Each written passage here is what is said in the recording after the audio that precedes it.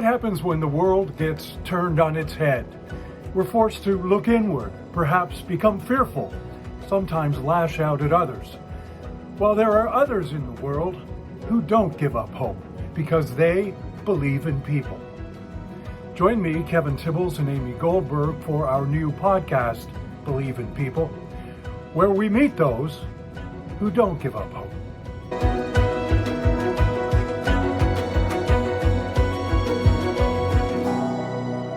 We have just witnessed global discussions on climate change, world leaders trying to find a way to reduce emissions without sending economies into a tailspin.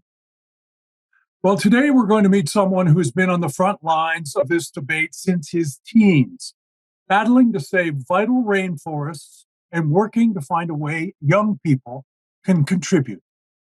His name is Jeff Gibbs, and he has formed meaningful alliances with indigenous peoples around the world because every voice counts. Jeff, welcome to Believe in People. It's great to be here. Thank you. Well, thanks so much for your time. Jeff, I've never met a Cape Crusader until now. So I'd like to say you've made it your life's work to protect the planet and to support the rights of indigenous people. Where did you get this determination and drive from? Well, it goes back a long way, at least into my teenage years when I was in my mid-teens, growing up in Vancouver on the west coast of Canada. I had an opportunity to go visit a remote area of the west coast of Canada, a place called Haida Gwaii. And I think that really changed my life because it was a place where there were trees that were 1,000 years old and incredible biodiversity. And it was my first meeting of indigenous people, the Haida, who are the indigenous people of Haida Gwaii. I met with them, and it was really a life-changing experience because that forest of Haida Gwaii was being clear-cut logged at the time, and I wanted to help the Haida to protect the area, and it became my focus, and I formed a youth organization of my friends in high school to lobby governments in Canada to help set aside this area and to protect those ancient trees and to support the Haida to continue their cultural activities. You mentioned that you were in high school at the time. We've all become very aware of the young Swedish woman that has championed the environment and environmental concerns worldwide. But do you really think, now that you've matured a little bit, that the younger generations actually can have a voice? I'm not certain that I've matured very much. Actually, teenagers have an intelligence that I think we lose as we get older. In this ability to really sort of see clearly on some of these big issues. I always believe that young people can make a huge difference. Certainly, my experience in my teenage years was that we were able to mobilize thousands of people, mainly people older than us, who would actually listen to us because we were young people. We knocked on 5,000 homes in the Vancouver area just to have conversations with people about the need to protect these forests. And then we encouraged those people to write letters to the politicians. And, politicians received many, many letters, in part because of the efforts we made. And that convinced those politicians to stop the industrial logging and to set aside the area as a protected place. So from a very early age, I really began to see that young people could have a big impact. But it's important to see that it's not just youth who are the work that youth do is also about how they engage the wider community. And Jeff, how is that working for you right now? I think so. This is a two-part question because from when you were 16 and you founded the charitable organization for teenage, focusing on the rainforests in Haida Gwaii, can you tell us about your new international advocacy campaign for the Amazon rainforest. And where do you rely on your funding? Where do you get your help from? Well, just to try and answer that two-part question, I've had a long-term interest in the Amazon rainforest, and I visited the Amazon for the first time in my late teens. And I recently returned in July and August. I spent 6 weeks in the Brazilian improving Amazon, meeting with indigenous leaders, scientists, young people, women's groups, other environmental campaigners to help develop an international project to bring much more support to the Amazon rainforest. And this project is still in its development, so we have not raised funds to do it. I mean, other than small fundraisers amongst my friends. But I believe that there is philanthropies in North America, Europe, around the world that are interested in helping to support new efforts to protect life on Earth. It's interesting in a way. I read a lot of Canadian newspapers, for example, and I've read a couple of stories coming out of the province of Quebec recently, where the government is actually reaching out to Indigenous communities, and which in the Western world, this is actually a bit of a shocker, really, considering our history in North America as people who showed up there, 500, 600, 700 years ago. And these stories are talking about how the government is reaching out to Indigenous communities and asking what their advice is with regards to protecting places like rainforests, or in northern Quebec with regards to hydropower plants and things like that. And it really is the first time that I've encountered an incident where the government is actually acknowledging that the people who've lived there for millennia actually may have some valuable input into what should be doing. Now, I'm asking you a question that I'm assuming you're going to agree with my answer, but isn't it about time people started doing that, not only here, but in the Amazon, in Africa, and elsewhere? Yes, I think it's changing around the world. Obviously, the indigenous peoples around the world have been living in these places for a very long time, and have been living in a way that has enabled those ecosystems to thrive into the future, into the time we are in now. And so they have a very important understanding in how those ecosystems are functioning, and they're actually in many cases living in those places, and they're also the sort of eyes on the ground to when there are threats posed to these areas, and so they play a very important role in helping to secure these vital ecosystems, and so to support Indigenous peoples.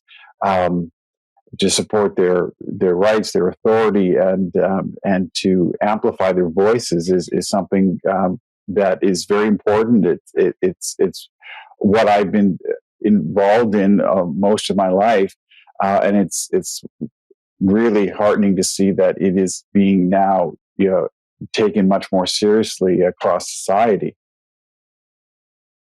And yet, Jeff, we had the good fortune of having Safina. I know you know her, Safina Jones. She just loves you on Safina Jones as a guest. And she shared, her frustration. I think, she was very pleased, but she also shared her frustration for the much needed and promised, actually, funding from the government for Indigenous people in Haida Gwaii. So where's the missing link here? Like, what's the government waiting for when they say, okay, we want to help, we're hearing you, we're listening, but now they need the money? It's been, let's say, 3 years. What happens there? Well, I mean, I think, I don't know the specifics of that particular situation, but, governments are notorious for being really slow to deliver on their commitments. And then what happens is that other things take their attention in the immediate, and then things that they were seemingly focused on months or years prior, sort of go way down the priority list. So it's a struggle to continue to keep governments' feet to the fire on delivering on the commitments that they've made, and that I think is what we find across the world. And I think just hopefully we are reaching a critical mass where people just understand the importance to support Indigenous people in a sustained way. Mm-hmm. What's your reaction to a gathering like that was recently held in Sharm el-Sheikh in Egypt, a global climate summit in which, once again, we see leaders of the world appearing in this case, a resort community to discuss climate change? And do these things even resonate with the general public, do you find? I mean, I know that there's tremendous anxiety in our world right now. We've got COVID. We've got a collapsing economy every other day. We've got war in Ukraine. And then we've got climate change. And do these things register? Well, I think that's actually a great subject that I'd love to explore. I mean, I think one of the points there is that, do we know if it registers? I mean, what kind of polling data is there to actually give us a clearer picture? I mean, my gut instinct is that it doesn't register almost at all with the general public, even the general public who is supportive of action on climate change. But I can't say that that's definitely the case. It's just my sense is that we've seen, many of these gatherings. They've started over 30 years ago, and so there has been progress, but it's very difficult to see that on the ground, what that actually means. And so, I'm much more interested in how do we get our neighbors involved. And how do we build sort of, a diverse kind of grassroots movement to drive change? I've never been someone who was really that interested in the global summits that bring together world leaders. Although I'm sure that has a place, it's just never been what was of interest to me. And actually, to that point, Jeff, I don't know if you've had an opportunity. We had also a guest called, his name is Nick DiCarlo, and he started seniorsforclimateactionnow.org. Are you familiar with him? Because, boy, you two should get together. No. Well, I'm going to introduce you to, because he's on the ground, feet to the soil, trying to make things happen just as you are. And so it's important to, are you finding collaborations helpful, and who are they? Who are you working with? Well, what I find is that, I think most people want to get involved. They know that the world is dying, and they want to do something to change, to reverse that. And it's just, how do we get them motivated? And I think there's a couple problems that need to be addressed. One is that there's just a lot of anxiety. A lot of people are depressed about the future, especially young people, but not only young people. And so if people are feeling anxious or depressed, then they're not going to get involved. And so we have to acknowledge that and say, okay, there's that, to understand that this is what is actually happening. And I think, the cure for this anxiety is action. We need to find ways that people can be active, and to do that in a way that fosters a sense of community, so that they're not just clicking something on their computer. They're actually interacting with real people and building a sense of community as they take action. And that's really what I'm working towards with the initiative I'm doing, having young people, take action, where they're reaching out directly to their neighbors, to their people in their spheres of influence, to tell them about the importance of the Amazon rainforest, and then to directly engage them in taking advocacy actions to help protect the Amazon. So I just think that I believe that it can be really successful because my experience has been often people aren't being asked to participate. I think this is part of the problem of the world of social media. I think it's really limited the impact of environmental and other social movements because, instead of going out and meeting people who aren't already involved or have liked a page of a cause, if you just rely on social media, you're only getting the people who are already committed. But by actually directly,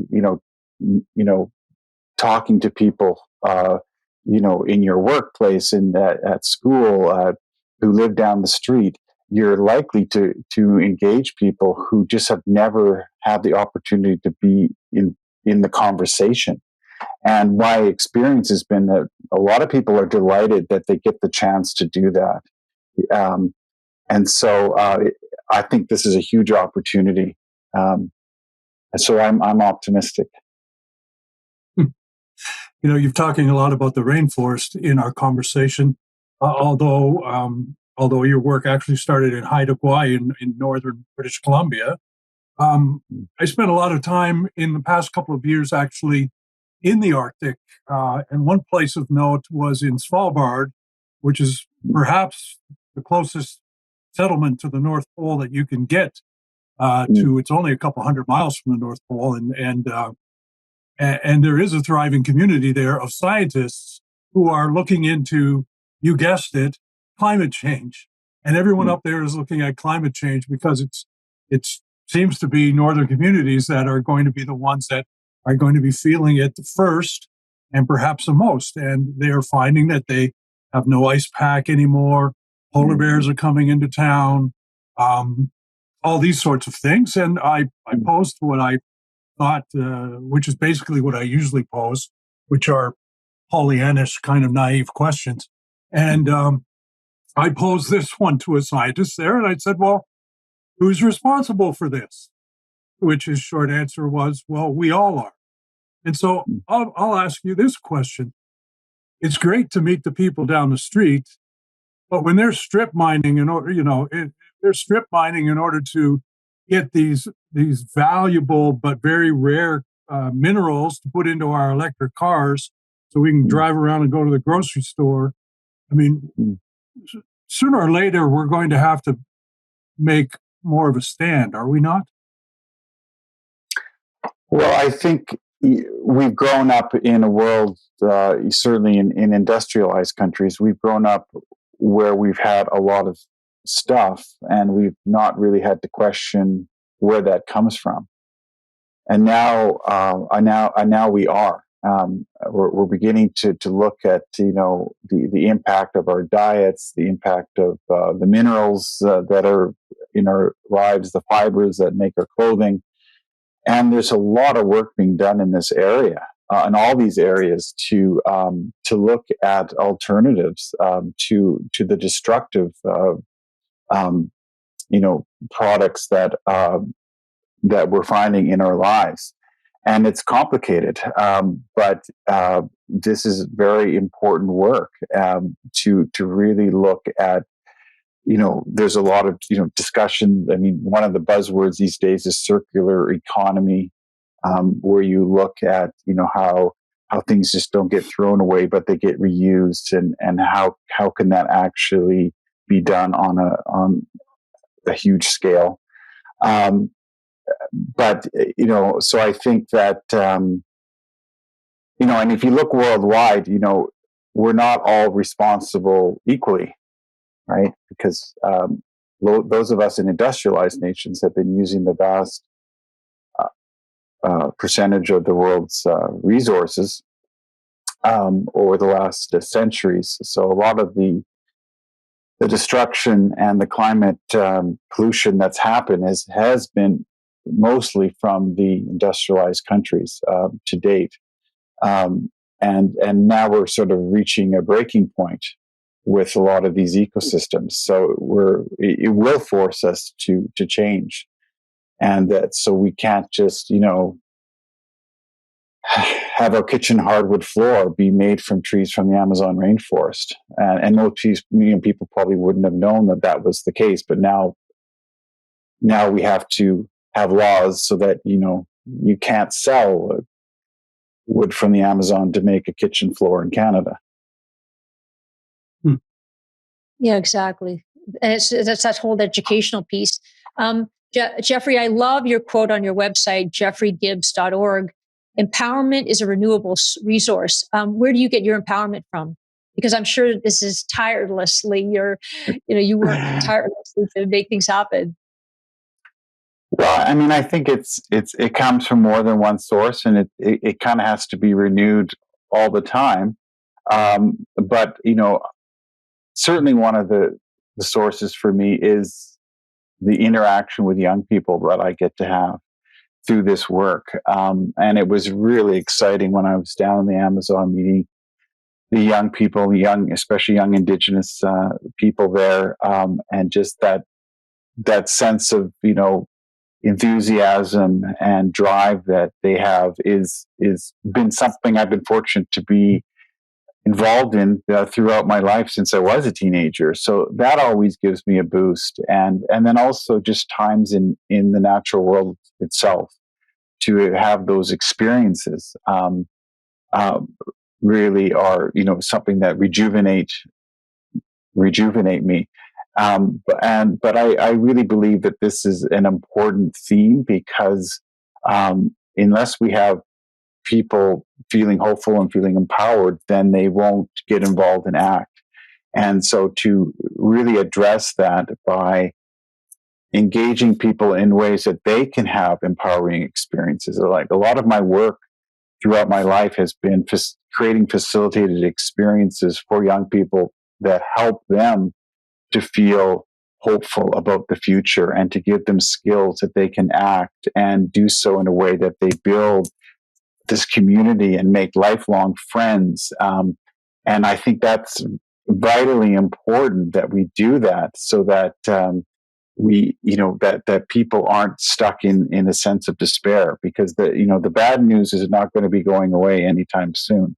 And so but as soon as someone feels that they are involved in a way that is making an impact and they feel like they've got some actual real social network of people who are working on this with them, they immediately start to feel much better about themselves and about the future. Even if things actually on the ground haven't changed, their feelings change. And that's really important. Kind of interesting. What you have just described is basically the definition of community. And and as we all are kind of shut up inside and these kinds of things, it sounds to me like that is where you see the future needs to take us. The name of our little show is called Believe in People, and every week we ask the same question of every guest.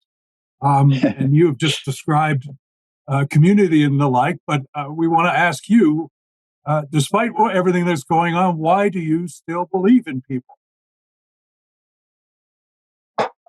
I still believe in people because I'm maybe just something that's innate in my personality, but I believe in people because I've witnessed over the course of my life how people can make changes in their own lives and changes in the community around them. And I'm fortunate just to have come back recently from this experience in the Amazon, where I met a lot of inspirational people.